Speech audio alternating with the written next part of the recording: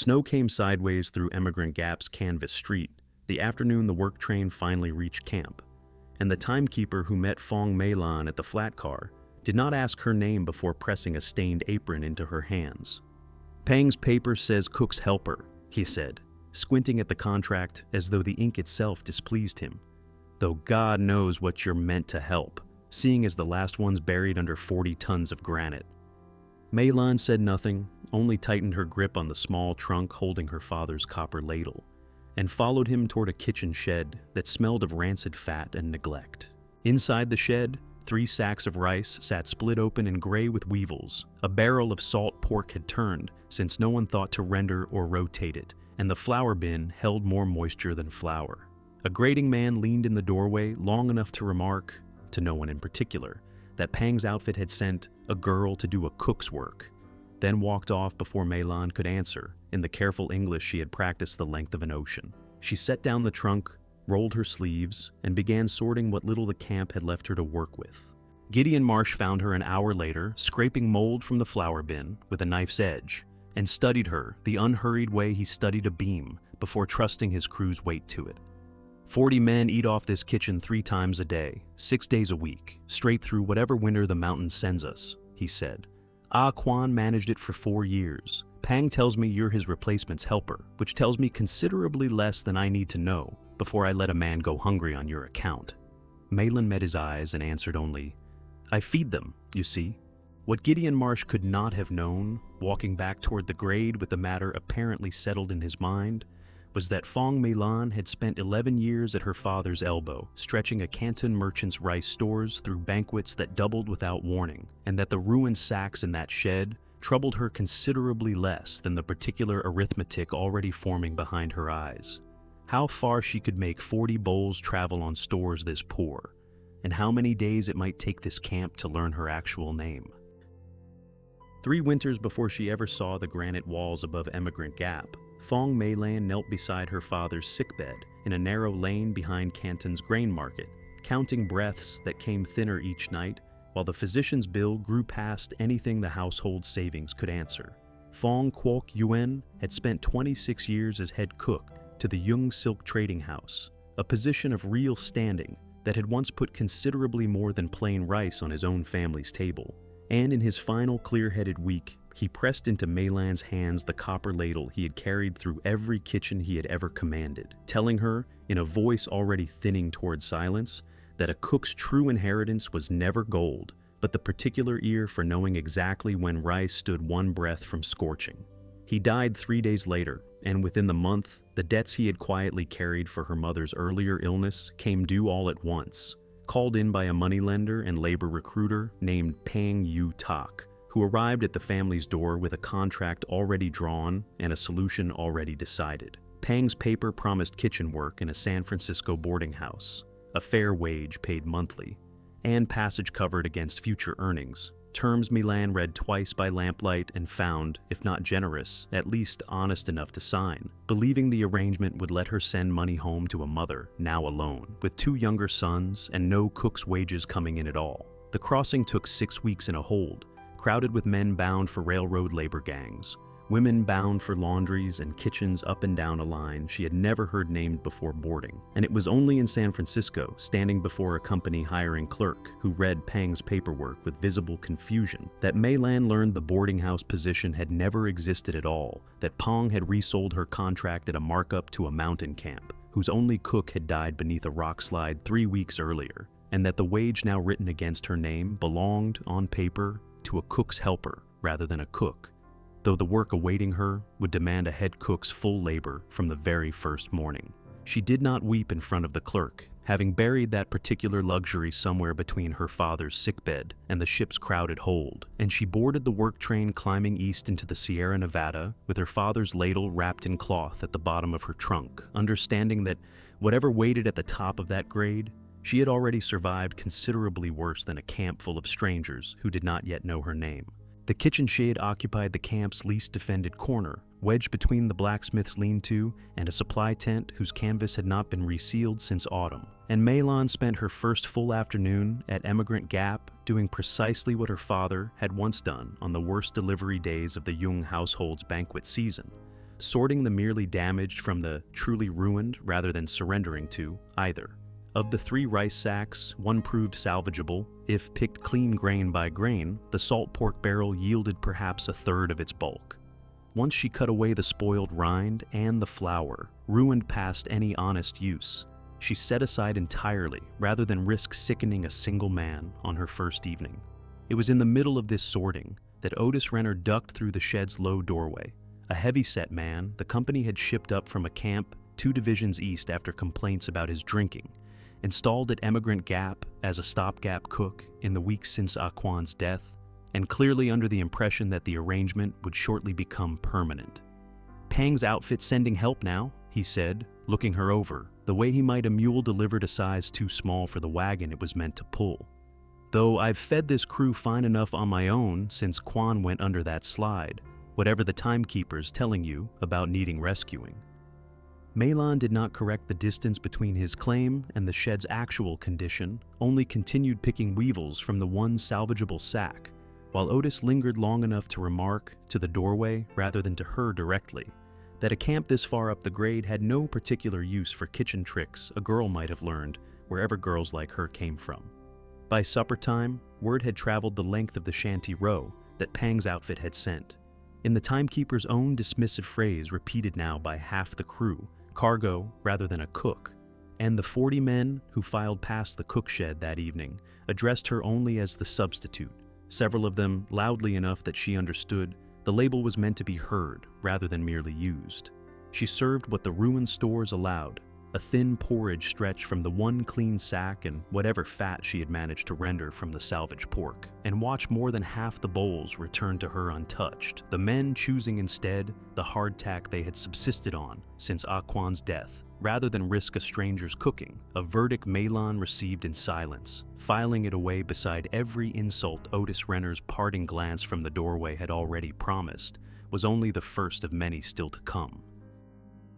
The rejection did not soften over the following days so much as calcify into camp custom. 40 men who had never troubled themselves to learn Meilon's actual name, settling instead into the habit of leaving her cook, shed's offerings largely untouched in favor of hardtack, cold beans, and whatever a man could fry for himself over a private fire rather than risk what the substitute had prepared. One grading man, a broad-shouldered Missourian named Cobb Durin, made something of a running amusement of scraping his bowl directly into the mule trough each evening within Meilon's clear sight, remarking to whoever would listen that a mule's stomach had considerably fewer opinions about foreign cooking than a working man's did. Another crew, passing the cook shed on their way to the blasting face each dawn, had taken to calling her only cargo, a label first offered by the timekeeper on her arrival day, and now repeated so often that Meilon sometimes caught herself half turning toward it, before remembering, deliberately, that it belonged to no one worth answering. She cooked anyway, each evening precisely as her stores allowed, because her father had taught her that a cook's obligation to feed a table outlasted whatever insult the table chose to offer in return, and because the alternative, admitting Pong's contract, had delivered her to a camp that would rather starve on principle than eat what a Chinese woman prepared, felt considerably more dangerous to her own resolve than any single wasted pot of porridge. At night, alone in the narrow cot behind the cook shed's canvas partition, she unwrapped her father's copper ladle from its cloth and turned it over in her hands by lantern light, tracing the worn plum blossom carved into its handle, the single object she had carried across an ocean that still remembered in its dents and its balance 26 years of a kitchen that had once fed men who mattered considerably more than a mountain camp's opinion of her. She thought often, in those first difficult evenings, of her mother's letters describing the 2 younger brothers growing thinner on rationed rice back in San Hui, and reminded herself that whatever Emigrant Gap's 40 men chose to scrape into a mule trough, the wage attached to this thankless post, however unfairly diminished by Pong's arrangement, remained the only thread currently connecting her family's survival to her own 2 working hands. "Wo du hui zuo hao," she murmured to the ladle some nights, a private phrase from her father's own kitchen, meaning, "I will make it right," though she understood, turning back toward the cold cook shed each following dawn, that making anything right at Emigrant Gap would require considerably more than patience alone.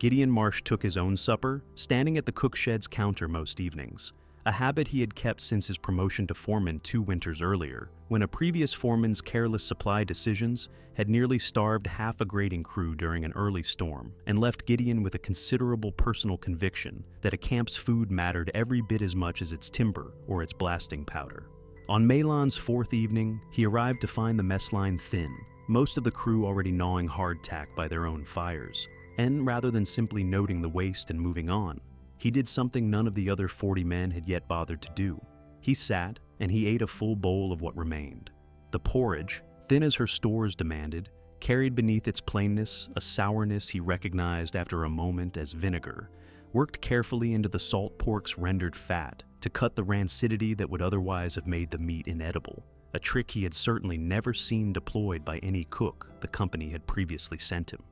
"What do the men call you?" he asked, not looking up from the bowl, and when she answered evenly, "The substitute," he set his spoon down long enough to study her directly. "That's not a name," he said. "It's what the timekeeper wrote on the manifest," she answered, her English careful and deliberately spaced, each word chosen the way she once chose which figures to trust in her father's kitchen ledgers. "I am asking you," Gideon said, "not the manifest." She told him then, plainly, "Fong Meilan," and watched him repeat it once under his breath, testing the shape of the unfamiliar syllables the careful way he tested any unfamiliar tool before trusting it with real work, before returning to his bowl without further comment. He said nothing that evening about the vinegar or the careful economy with which he had stretched 3 ruined sacks into 5 days of edible meals. No other cook at Emigrant Gap had managed to produce from equally poor stores, but he left before returning to his own tent, a small requisition slip on the counter authorizing her to draw fresh vinegar and salt directly from the company's store rather than waiting on Otis Renner's approval. The first small crack of standing anyone at camp had extended her since the flat car delivered her into a stranger's snow. 26 years at the Jung household stoves had taught Fong Kwok Yuen considerably more than which sauces suited which fish, and he had passed the fullest measure of that knowledge to his daughter, across a decade of mornings spent at his elbow before either of them had any reason to suspect she would one day need it to survive a mountain camp, an ocean away from Canton's grain market. She had learned, by the age of 10, that rice for a sick guest wanted 8 measures of water to 1 of grain, simmered slow until the grains dissolved into something a failing stomach could accept, while rice for a laborer's table wanted considerably less water and considerably more patience over the fire, thickened until a single bowl could carry a working man through an entire morning's exertion. She had learned to wash rice 3 full times before it ever touched a pot, working the grains between her fingers until the water ran clear rather than milky, a habit that struck most Western cooks as unnecessary fuss and that Meilan had never once seen fail to improve a pot's final texture. She had learned, above all, the particular economy of banking coals rather than feeding open flame, tucking a great kettle's fire low and steady beneath a mound of ash overnight, so that a full pot of congee could finish cooking through 8 hours of a household's sleep without scorching at the bottom or cooling before the guests woke wanting breakfast. A technique her father called half in jest, the only kind of patience that fed people rather than merely virtue. With the requisition slip Gideon had left her, Meilan began, slowly and without announcing the change to anyone, rebuilding Emigrant Gap's kitchen along exactly these principles, washing every grain of salvaged rice 3 times before it touched water, banking her evening fire the same careful way her father had once banked the Jung household's largest kettle, and working scraps of bone left over from the pork barrel into a broth considerably more substantial than anything the cook shed had produced since Ah Kwan's death. The Chinese work gang, clustered in shanties below the grating cuts and largely ignored by the mess line's daily insults, noticed the improvement within a matter of days. Several of the older men lingering a beat longer at the cook shed's window than camp custom strictly required, murmuring low approval in dialects Meilan recognized from 3 different provinces before hurrying on toward the grade. The first genuine appreciation Emigrant Gap had offered her cooking since the flat car first delivered her into its snow. It was Lo Afat, headman of the Chinese grading gang and the camp's longest-serving Chinese laborer, going on 6 years since the line first climbed out of Sacramento. who finally crossed the boundary the mess line's daily insults had quietly drawn around the cook shed, arriving one evening with a small cloth bundle of dried mushrooms his own wife had packed for him years before he ever left Toishan, offered now on the plane, reasoning that a cook working stores this poor could use whatever help the camp's Chinese gang was willing to spare. Fong Meilan, he said, using her full name with a deliberate care she had not heard from another soul since boarding the work train. My crew eats better already since you took Aquan's kitchen, though I doubt the white gang has troubled itself to notice the difference in its own bowls. He stayed long enough that evening to explain, in low, careful Cantonese, the particular arithmetic of Emigrant Gap's camp politics, that Otis Renner had arrived expecting the head cook, posting to become permanent once his stopgap weeks proved his worth, that the company's division office in Sacramento paid Renner's wage directly, rather than routing it through Pang's arrangement as they did Meilan's, and that a man accustomed to considering a post rightfully his rarely responded well to watching a woman he considered beneath him quietly outcook him with a fraction of the standing supplies. He complains already to the storekeeper, Loa Fat said, about jars he does not recognize and dried goods he calls foreign tricks, though the tricks are only what any grandmother in Toishan keeps in her own kitchen. Meilan listened without visible alarm, though something in his warning settled into the same careful mental ledger where she had once filed every slight a wealthier household's guests had offered her father's cooking, and she thanked Loa Fat in the same low Cantonese, telling him that his mushrooms would stretch considerably further than their weight suggested, once properly rehydrated and folded into the evening's broth. He left her with one further observation before returning to his own gang's shanties for the night, delivered without particular drama, but with the plain certainty of a man who had survived 6 winters on this mountain by reading its dangers early, that whatever quiet trouble Otis Renner intended to cause her, it would almost certainly wait for a moment when the camp itself was too vulnerable to easily correct course, a moment that the dark clouds already gathering over the ridge that, weeks suggested, might arrive considerably sooner than either of them would prefer. Otis Renner's resentment, contained through Milan's first difficult week to muttered remarks and mule trough theatrics, hardened into something considerably more deliberate once Gideon's requisition slip made plain that the foreman intended to keep drawing on her kitchen rather than quietly restoring Otis to the post he still considered rightfully his. Rather than confront Gideon directly, a conversation he plainly judged unwinnable given the foreman's own visible satisfaction with his recent suppers, Otis instead requisitioned, over a single afternoon and without consulting anyone, nearly a third of the camp's remaining salt pork and the last of its dried apples toward what he announced to the mess line as a proper American supper, meant to remind the crew what real camp cooking tasted like. The result? A scorched stew considerably heavier on burnt fat than on any identifiable apple, satisfied no one, and consumed, in a single reckless evening, stores that Meilan had spent a careful week stretching toward the following month's supply delivery.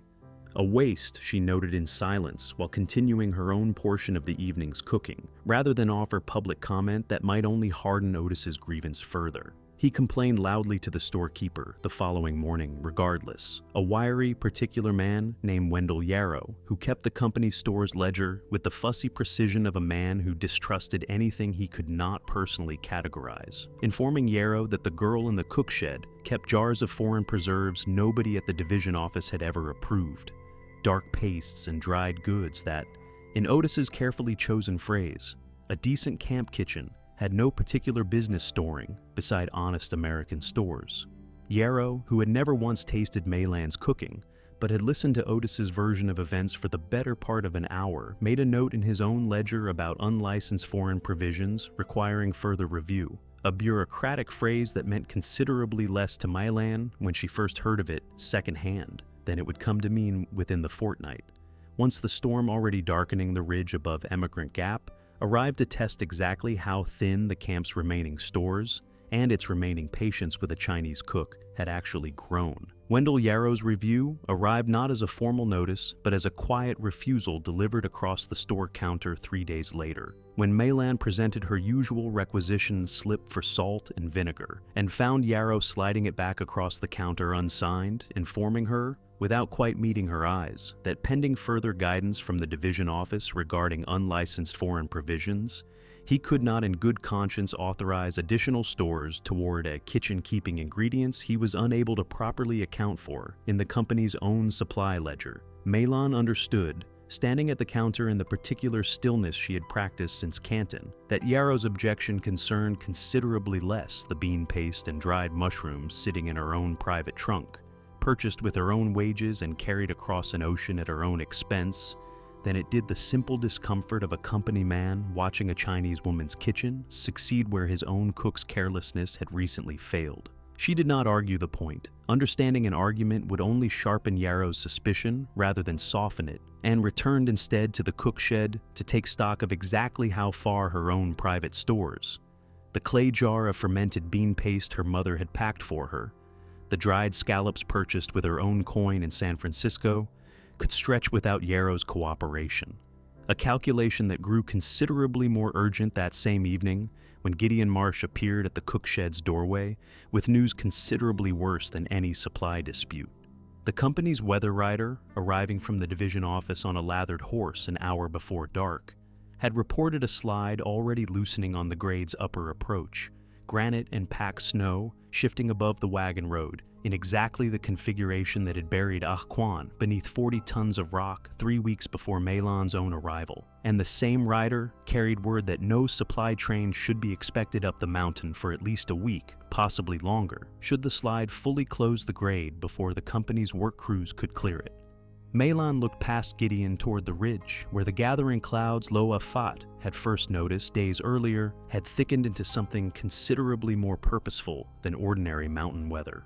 and understood, with a coldness that had nothing to do with the evening's dropping temperature, that whatever quiet trouble Otis Renner and Wendell Yarrow's ledger intended for her kitchen would very shortly become the least of Emigrant Gap's problems. The slide came down 2 nights later with a sound Lo Afat would later describe to Mei-Lan as the mountain clearing its throat,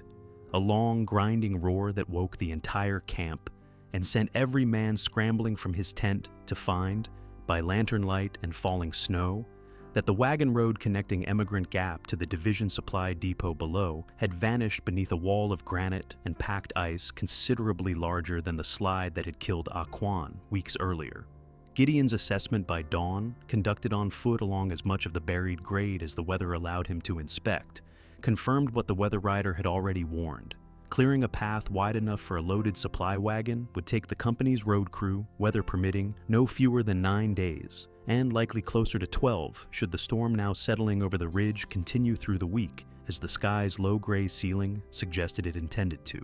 Gideon called the camp's full roster to the mess tent that same morning. 40 grading men, blasting crews, and the Chinese work gang crowded together for the first time Mei-Lan had witnessed since her arrival, and laid the arithmetic out plainly. The company's remaining stores, tallied honestly rather than optimistically, amounted to perhaps 4 sacks of rice, most only partially salvageable, a diminished barrel of salt pork further reduced by Otis's earlier waste, no fresh flour worth using, and whatever private provisions individual men happened to be holding back in their own trunks. 9 days at minimum, Gideon said, possibly 12, and I will not pretend to this crew that 4 rice sacks stretch that distance under ordinary cooking. A murmur moved through the tent, considerably more anxious than any grievance the mess line had voiced against Mei-Lan's cooking in her first difficult week.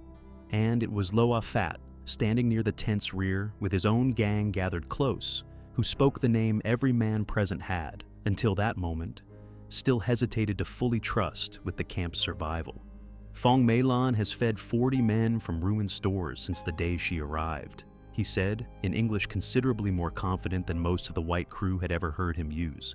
And if any cook on this mountain can make 4 sacks last 12 days, it is the one this camp has spent 2 weeks calling cargo instead of by her own name. Every eye in the mess tent turned toward Mei-Lan at Lo Afat's words, and she understood, standing at the tent's edge in the same stillness she had carried off the flat car 2 weeks earlier, that whatever answer she gave in the next few minutes would determine considerably more than her own standing at Emigrant Gap. She asked Gideon, in the careful spaced English she had practiced since the platform, exactly how many days the camp needed the grading and blasting crews kept at full strength rather than reduced to conserve energy. And when he answered that the season's final blasting push could not safely wait past the coming week regardless of the storm, she did the arithmetic her father had once performed for a Canton merchant's banquet doubled without warning, calculating aloud, in front of the full assembled camp, that 4 rice sacks, stretched as congee rather than cooked whole, 1 measure of rice to 8 measures of water,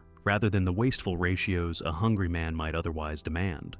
folded through with her own private stores of dried mushroom and preserved bean paste rather than the vanished salt pork, could feed 40 men 3 modest but genuinely filling meals a day for the full 12 days the storm might require, provided the camp trusted her to manage every grain of it without Otis Renner's earlier interference. Gideon studied her for a long moment, the same unhurried patience he gave any decision the whole camp's safety might eventually depend on, and turned to the assembled tent rather than answering her directly. "As of this morning," he said, loud enough to carry to the canvas walls, "the cook shed answers to Fong Mei-lan alone, and any man, myself included, who wants his rice to last past next Tuesday will keep his complaints about foreign cooking to himself until this slide clears." Wendell Yarrow, standing near the tent's entrance with his ledger still tucked under one arm, opened his mouth as though to raise the unresolved matter of unlicensed provisions, caught Gideon's expression, and closed it again without a word. A small capitulation that told Milan considerably less about whether her plan would actually hold across 12 uncertain days than it did about how completely her survival, and the camp's, now rested on arithmetic she had not yet fully tested against a mountain determined to make every calculation harder than it looked on paper. The 12 days that followed tested every principle Fong Kwok Yuen had ever taught his daughter across a decade of Canton mornings, and Mei-lan met each one of them with the same exacting method she had once watched her father apply to a banquet hall, suddenly doubled in size an hour before the guests arrived. She washed what remained of the 4 rice sacks 3 full times before any of it touched water, working the salvaged grains between fingers gone raw within the first 2 days from the cold, because a cook's daughter did not abandon proper method simply because a mountain had made the method considerably harder to practice. She banked the kitchen's largest kettle each night, exactly as her father had once banked the Jung households, tucking the fire low beneath a mound of ash, so a full pot of congee could finish its slow simmer through 8 hours of darkness without scorching, ready hot by the time the blasting crew's exhausted night shift stumbled in off the grade, wanting something warmer than hardtack in their stomachs, before collapsing into whatever sleep the storm allowed them. She opened, on the crisis's 3rd morning, the clay jar of fermented bean paste her own mother had packed for her before the crossing, folding careful spoonfuls into each pot to carry a savor no thin rice porridge could otherwise offer, and rationed Loa Fat's gifted dried mushrooms across the full 12 days rather than spending them freely in the crisis's first desperate week. A discipline that struck even Loa Fat, watching her portion out each precious handful as considerably more exacting than he had expected from a cook this young. 2 of the Chinese gang's younger men, sent by Loa Fat once it became clear the kitchen alone could not manage 40 men's meals across 3 shifts without help, learned within a single day to gather the wild onion and young pine shoots still findable beneath the storm's early snowfall, forage greens that Milan folded into the evening pot for both flavor and the particular nourishment her father had always insisted a working man's diet required beyond plain grain and fat. By the crisis's 6th day, the mess line that had once scraped her offerings into the mule trough had reorganized itself entirely around her cooking schedule, blasting crews timing their shift changes to arrive precisely when a fresh pot came off the coals, a shift in the camp's daily rhythm so complete that Cobb Duran himself, the same Missourian who had once fed her porridge to the mules in open contempt, found himself standing in line twice a day without apparent irony, waiting his turn at a bowl he would have refused outright 2 weeks earlier. Word of the blockade's severity elsewhere on the grade reached Emigrant Gap on the crisis's 8th day, carried by a wiry lineman who had walked the ridge trail rather than wait for the wagon road, reporting that Dutch Flats camp, caught by the same slide season with considerably less careful stores management, had lost 2 men to exposure and near starvation before a company relief party finally broke through on snowshoes. A story that moved through Emigrant Gap's Shanty Row within the hour and left more than one grading man privately grateful for the first time without irony for the cook shed's careful rationing. It was Amos Teague, the youngest man on the blasting crew, at barely 19, and thin enough before the crisis that Mahlon had quietly begun setting aside a slightly larger portion for him without announcing the favor to anyone, who first said aloud what several others were plainly already thinking, catching Mahlon alone at the kettle on the crisis's 9th evening to tell her, in the halting, embarrassed way young men confess debts they cannot easily repay, that he had watched 2 friends from a previous railroad season waste down to nothing on a diet of hardtack and rumor during a similar early storm, and that whatever the mess line had called her during her first difficult week, he intended, from that evening forward, to call her by her actual name and nothing else. Mahlon thanked him in the same careful English she had practiced since the platform, though something in the exchange loosened a knot behind her ribs she had been carrying, unacknowledged since Pong's contract first delivered her into a stranger's snow. And that night, ladling the evening's congee into Amos's bowl, a portion heavier than the ration strictly allowed, she found herself murmuring, half to the pot and half to no one at all, "Siu Sam Saik," a phrase her own mother had said over every bowl set before a hungry child in Sun Wui, meaning nothing more complicated than eat carefully, and meaning, beneath that, considerably more than the phrase itself could ever fully translate to a mountain full of men who had not yet earned the right to hear the whole of what she had left behind in order to feed them. Otis Renner's resentment, already sharpened by Gideon's public transfer of full kitchen authority away from him, curdled during the blockade's 2nd week into something considerably more calculated than his earlier mule trough theatrics, as he watched from the mess tent's margins while a camp that had once mocked Mahlon openly began, instead queuing twice daily at her kettle with something approaching genuine gratitude. Rather than accept the reversal, Otis spent the crisis's idle hours, considerable now that no one at Emigrant Gap trusted him with so much as a single sack of the camp's remaining rice, composing a formal letter to the division office in Sacramento, addressed to Superintendent Hargrove's own supply inspector, and drawing heavily on Wendell Yarrow's earlier ledger notation regarding unlicensed foreign provisions never properly approved for company kitchens. The letter, which Otis entrusted to the same snowshoe courier who had carried news of Dutch Flat's losses, described Mahlon's cook shed in terms considerably removed from anything an honest observer would have recognized, claiming unsanitary practices, unidentified foreign substances stored alongside company rations, and a foreman, Gideon Marsh, who had improperly transferred a company kitchen's authority to an unlicensed immigrant woman without proper division approval. A formal complaint calculated to arrive at the supply office with sufficient bureaucratic weight to force an inspection regardless of whatever results the crisis itself eventually produced. The courier, unaware of the letter's contents beyond its sealed exterior, delivered it to the division office 6 days later, precisely as the storm above Emigrant Gap finally began breaking toward clearer skies, and Superintendent Hargrove's supply inspector,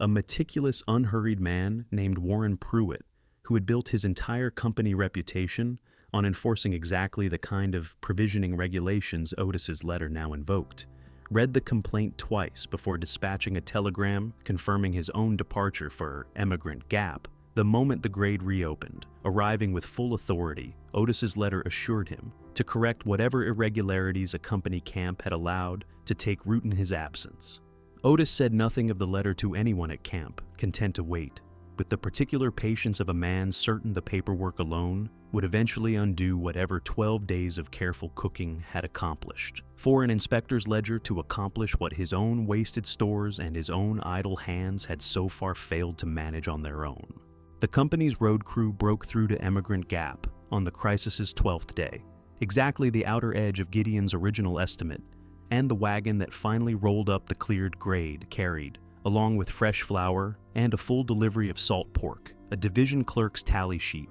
Gideon insisted on comparing directly against Mahlon's own careful accounting before the relief supplies were so much as unloaded. The comparison, conducted at the mess tent's rough table with the full crew gathered to watch, confirmed what 12 days of steady bowls had already suggested to every man who had eaten them. 4 rice sacks, stretched through careful kanji ratios, forage greens, and a single clay jar of bean paste rationed to the last careful spoonful, had fed 40 men 3 meals a day for 12 full days without a single missed shift on the grade, a result Gideon read aloud twice, the second time apparently for his own satisfaction rather than the crew's benefit,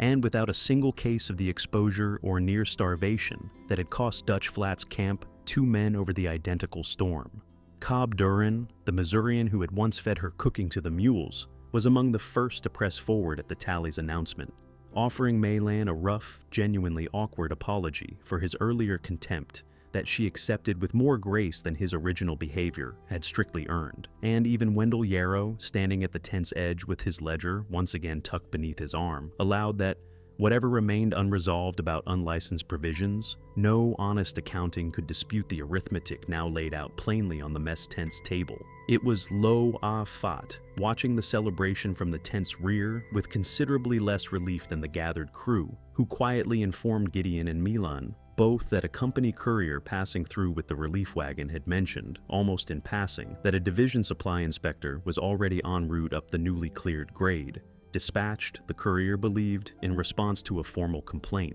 filed sometime during the blockade itself. News that settled over the small circle around the mess tent's table, with a chill considerably colder than anything the retreating storm had managed across its full 12 days. Warren Pruitt arrived at Emigrant Gap 2 days after the relief wagon. A meticulous man in a company coat kept scrupulously clean of the mountain's mud, and made directly for the cook shed before troubling himself to greet either Gideon Marsh or the crew whose survival through the recent blockade he had ostensibly traveled up the grade to investigate. He conducted his inspection with the flat, unhurried precision Milan recognized immediately from Wendell Yarrow's own ledger habits, though considerably more consequential in its authority.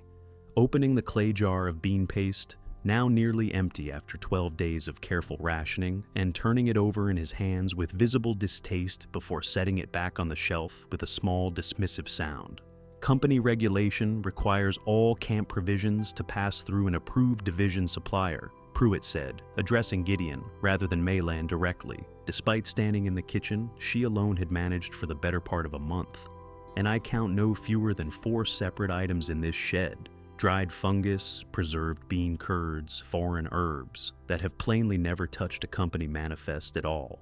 Gideon began to answer that the items in question belonged to Maylan's own private stores rather than company provisions, purchased with her own wages and never billed against the camp's account. But Pruitt continued past the objection as though it had not been raised, noting further, with the particular satisfaction of a man building toward a conclusion he had arrived at before ever leaving Sacramento, that the contract under which Milan had originally been engaged listed her explicitly as a cook's helper rather than a licensed head cook, a distinction that, in strict company terms, left her without proper standing to independently manage a full camp kitchen at all, regardless of whatever results the recent blockade had produced. Mr. Renner, Pruitt continued, consulting a folded letter Maylan recognized without needing to read a single word of it, holds a full company cooking license from his previous posting, and given the sanitary concerns properly documented in this complaint, I am inclined to recommend the kitchen's authority revert to him effective immediately, pending a fuller review of the irregularities that appear to have taken root here during the recent emergency.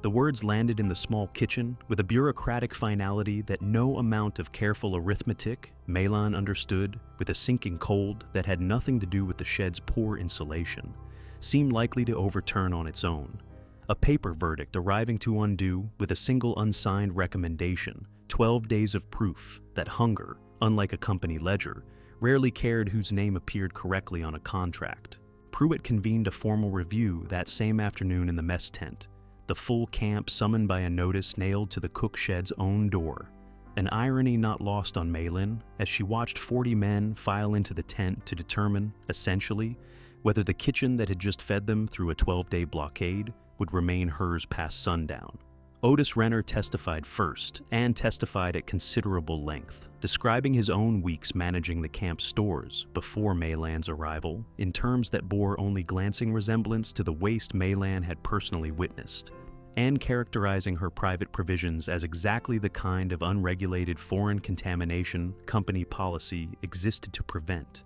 A performance delivered with the particular confidence of a man who believed the paperwork already sat entirely in his favor. Wendell Yarrow, called next, confirmed reluctantly under Pruitt's questioning that he had indeed flagged Maylan's provisions as unlicensed weeks earlier, testimony that Pruitt noted with visible satisfaction, despite Yarrow's own halting addition, that the cook shed's meals had, whatever their questionable ingredients, kept the camp fed through a crisis his own ledger had genuinely not expected the stores to survive.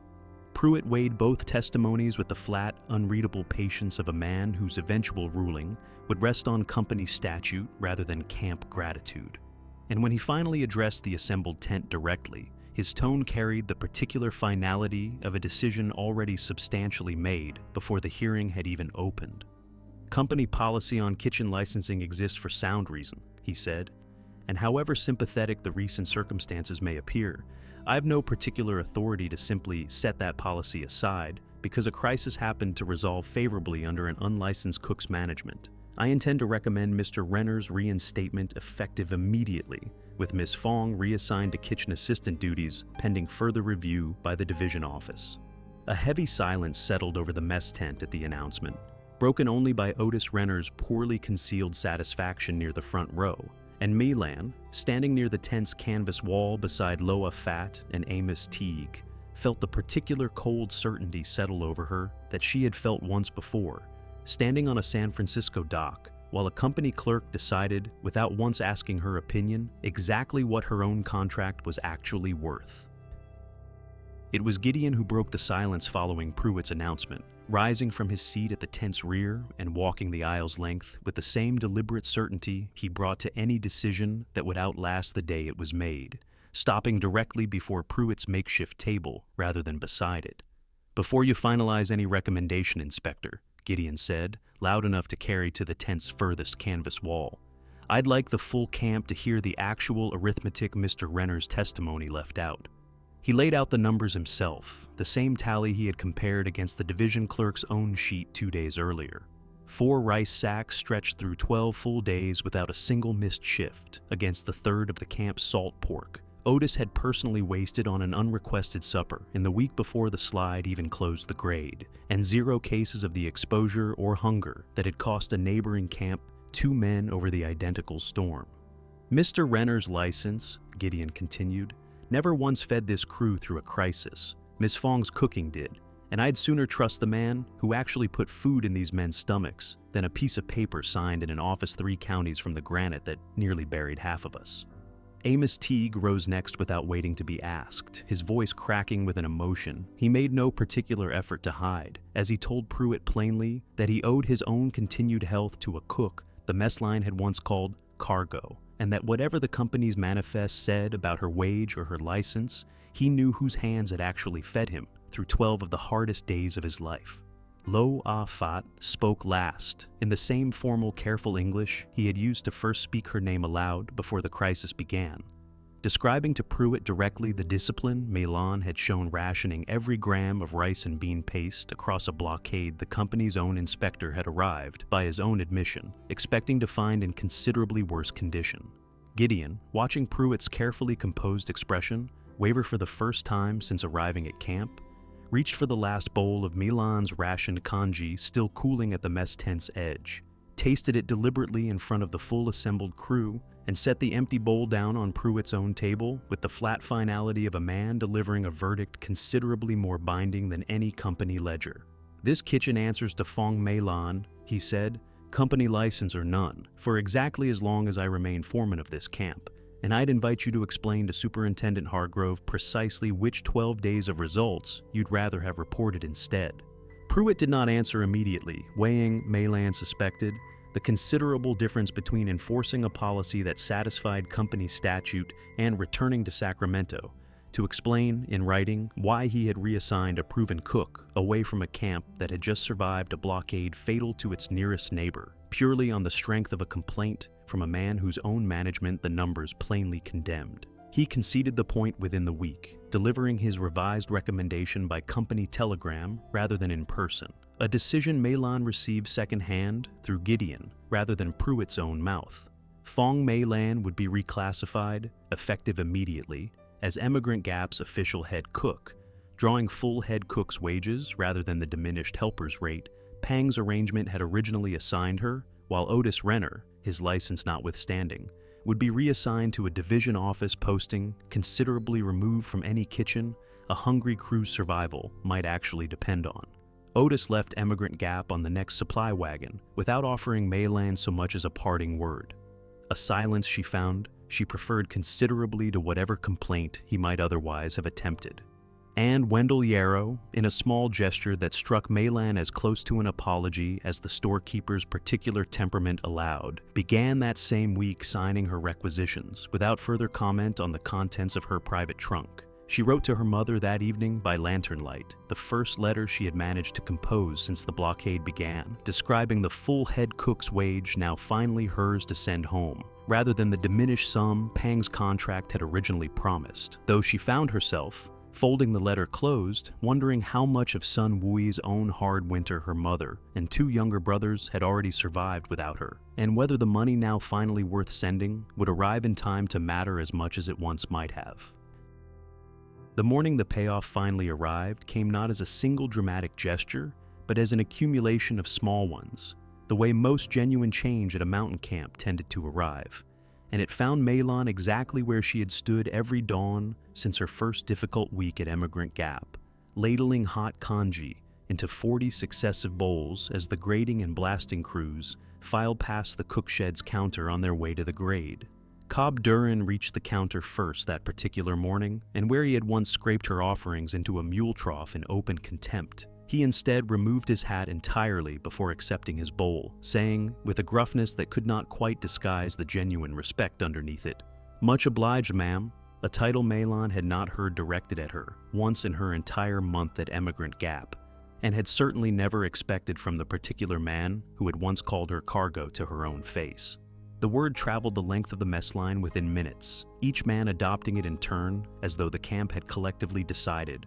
without any single meeting or announcement, that a cook who had fed 40 men through a blockade that killed 2 men at the neighboring camp had earned considerably more than a first name, earned instead the particular formal respect the mountain otherwise reserved for very few women it encountered at all. Amos Teague said it with unguarded warmth. Lo Ah Fat's gang said it in accented English they had clearly practiced deliberately among themselves the previous evening, and even Wendell Yarrow, arriving to deliver the week's fresh flour delivery, tipped his hat and used the same word without any of the reluctance his earlier ledger notations might have suggested he still harbored. Meilhan answered each man in English considerably steadier and more fluent than the halting careful phrases she had offered the timekeeper on her arrival day. A full month of daily practice at the cook shed's counter, having worn the language into something closer to comfortable use than careful translation, though she still reached for a low murmured thank you in Cantonese with each bowl handed across the counter. A private thread of home, she had no particular intention of ever fully surrendering to the mountain's English. Her father's copper ladle hung now on an open hook beside the kettle, rather than wrapped in cloth at the bottom of her trunk. In plain view of every man who passed the counter, the plum blossom carved into its worn handle catching the morning light, the way it had once caught lamplight in a Canton kitchen that had trained her, without either of them fully knowing it at the time, for exactly this mountain and exactly this morning. By the time the following spring finally opened the grade for good, Phong Meilhan had become, without any further company ruling required to confirm it, as permanent a fixture of Emigrant Gap as the granite cuts themselves. Her kitchen expanded with Gideon's full authorization to include a proper smoke rack for preserving meat through future winters, and a standing arrangement with the division office to draw dried mushrooms and bean paste through the company's own supply chain rather than her own dwindling private stores.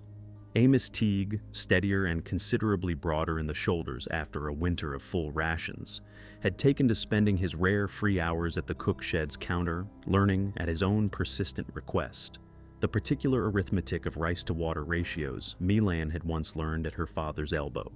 a younger brother's earnest curiosity replacing whatever debt he had originally felt he owed her. Lo Fat's own young son, sent up from Sacramento to join his father's gang once the worst of the mountain winters had passed, called her Gideon within his first week at camp, and Maylan found herself teaching the boy to wash rice 3 full times before it touched water, hearing her own father's exact instructions pass forward through her own voice into a kitchen, an ocean, and a mountain range removed from the one where she had first learned them.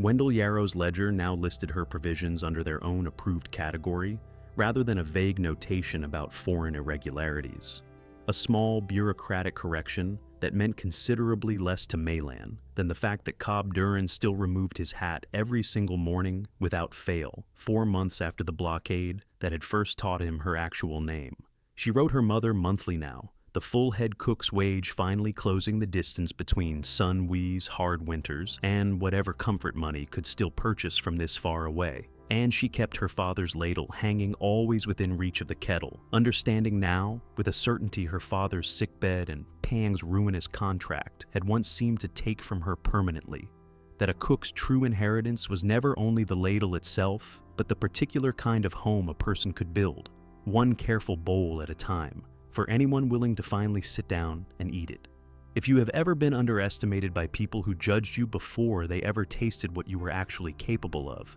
tell me in the comments below which part of Fong Meilan's story stayed with you longest. And if you want more stories of women who crossed an ocean with nothing but a single inherited skill and built a home no one expected them to earn, subscribe, and stay with me for the next one waiting at the top of the grade.